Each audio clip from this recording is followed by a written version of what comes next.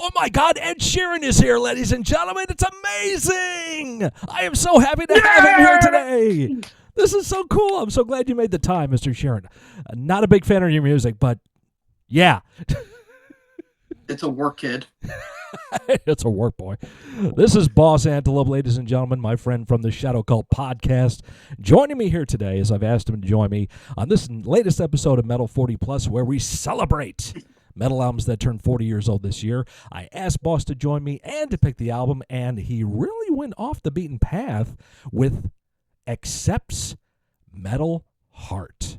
This was really out of the ordinary for, it seemed to me, for somebody to pick. What made you want to talk about this album tonight?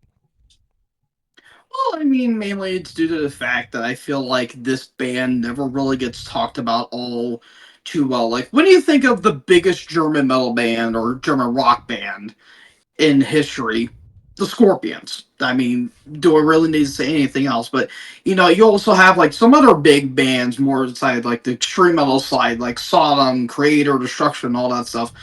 But I feel like when it comes to Accept, people don't really talk about a lot of their catalog. They only think of, the three big albums of their entire career. Of course, Balls to the Wall, Instant Classic, Breaker, and Restless and Wild. But today, an album that I would honestly consider one of their best of all time, the aforementioned Metal Heart, um, and I would honestly put it up there with among their classic output. Yeah, we're going to be talking about the album, the songs, the band, and context of the time the album came out. And everyone on the screen can see over here, we'll be listening to one of the songs off the album. It's the big single that came out here in the States, Midnight Mover. This is just the song version. This is not the music video version. I remember seeing the music video version as a kid on MTV, and man, the thing gave me a headache. But then, and it gives me a headache now. So watch it at your own volition. But we're going to be checking out the song here today. So we'll take breaks and then we'll have our discussions. Let's get into Midnight Mover. Who said songs about drug dealers wouldn't sell? Not Accept. Yeah.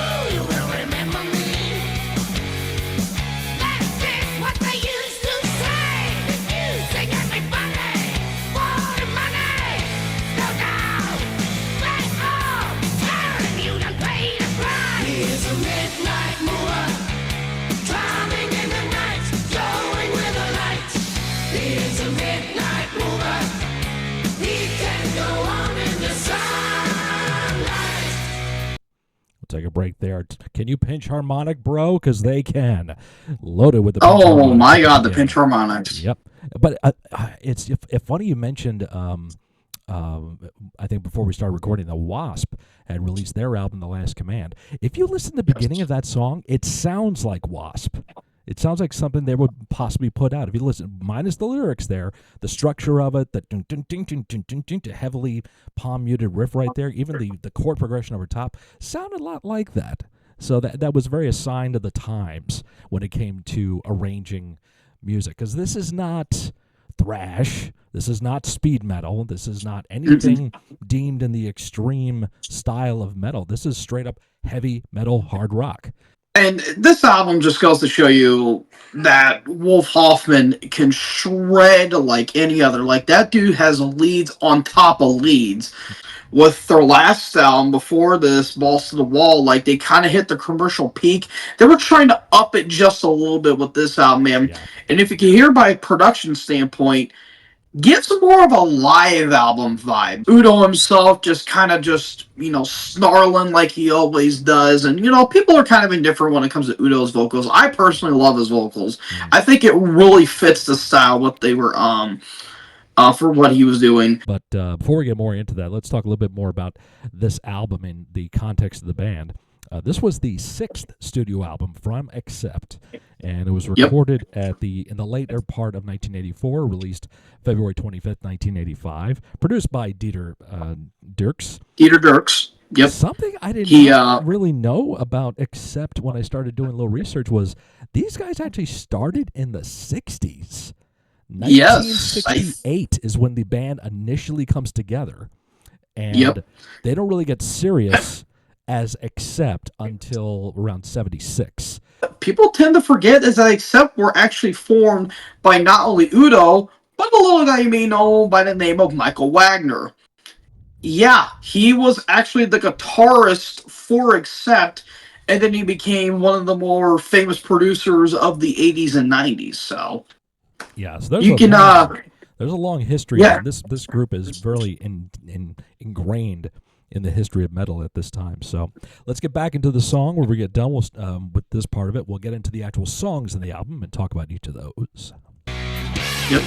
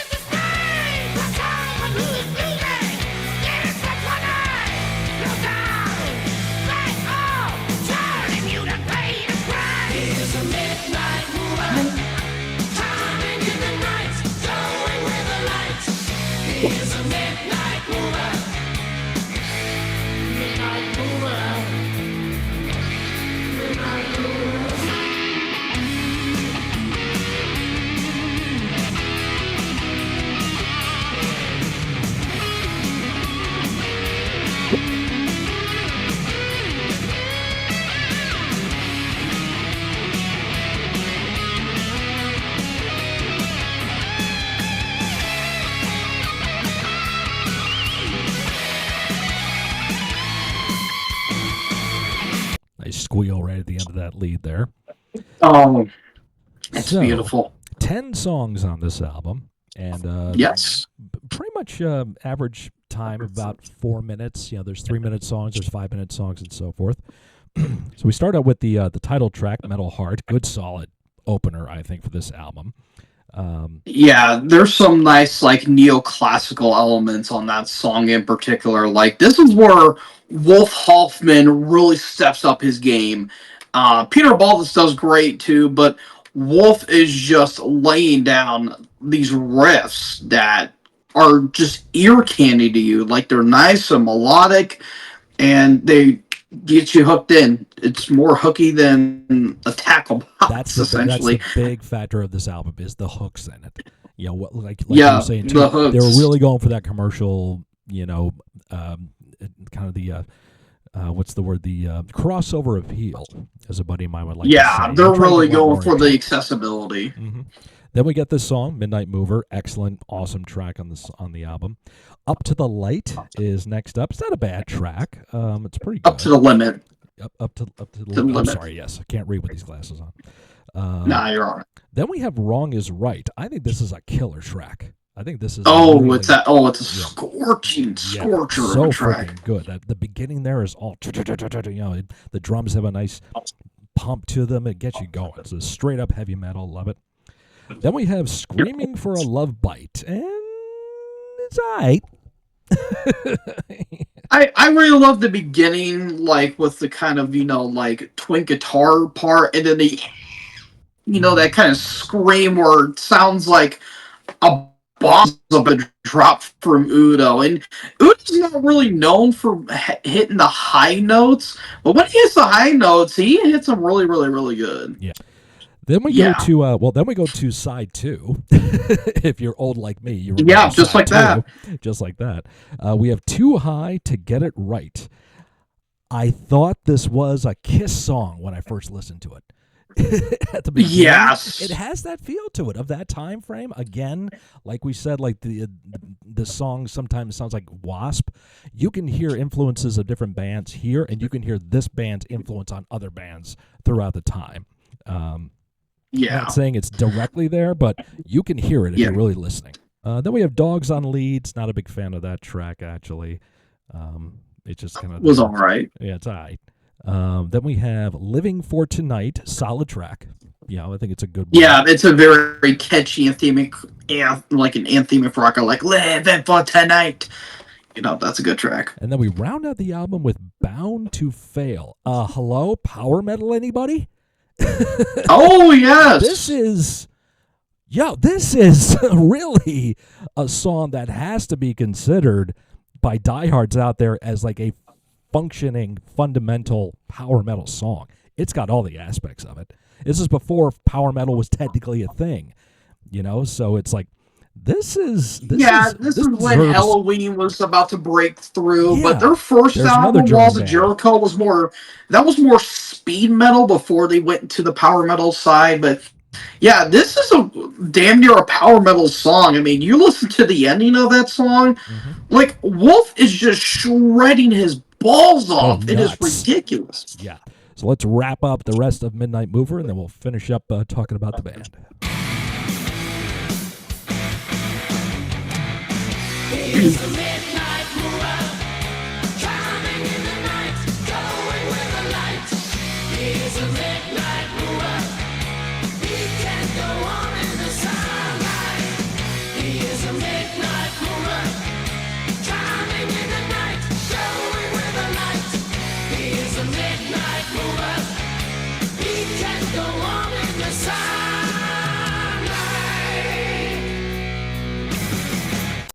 It's kind of like with Cannibal Corpse. It's kind of like with Venom. It's kind of like with a lot of bands that have that dynamic front man. You know his era, but then you realize there's this whole other era after he's gone, because 2 years later, Udo's out. 87 is done. And the band goes on. The band carries on. Like I said, this was their 6th album, and as of last year, Humanoid was their 17th studio album. So where do you feel this falls in the echelon of Accept? I would say it's top 5 for me. I loved it ever since it came out. I mean, granted, I think Balls to the Wall was still a little bit better. That's my number 2. That's the best of the Udo era. But in my opinion, Blind Rage is number 1. Like, that album, it encapsulates all of Accept in one album. And like you said, unfortunately, the honeymoon really wouldn't last so long. They released Russian Roulette, I think, in 86. 86. Udo would eventually go to he would go and do solo career. And actually, the first album that he released in 87 called Animal House was technically an Accept album. Because they made an album for him, and they said, dude, take this album. Take it. And that's what became Animal House. And then they would get vocalist David Reese for 1989's Eat the Heat, which I personally think is a really good album. I can understand the complaints. I personally thought that album was really damn good. But unfortunately, Reese wasn't along for the ride, and then Udo came back in the early 90s. To diminishing returns, unfortunately. I wasn't really a huge fan of Objectionable Rule, Death Row. Predator was okay, but wasn't a huge fan. And then Udo was gone. And they did some reunion tours here and there, especially in 05 when they played in Russia. But that's, for Money that talks. sweet dollar. Money talks. And that's going to bring anybody back for a while. But So I'm very happy that you decided to talk about this album, because it was, like I said, it was Off Beat the Path. Doesn't get acknowledged a lot. And you're right, Accept, and you being very young, as we like to rib you as being the child of the Shadow Cult podcast. The kid of the whole thing. I'm the old guy. Damn it, kid. God damn it, pal. The fact that you picked this one was, says to me a lot about your passion for metal. You didn't just go for, what normally some people would go with, like the other bands you mentioned. You really went down a different path with this one. I appreciate that so much, to get to check out this album again and talk about it. And we will keep this on going in the future. We'll have Boss back on here, probably talk some more metal stuff.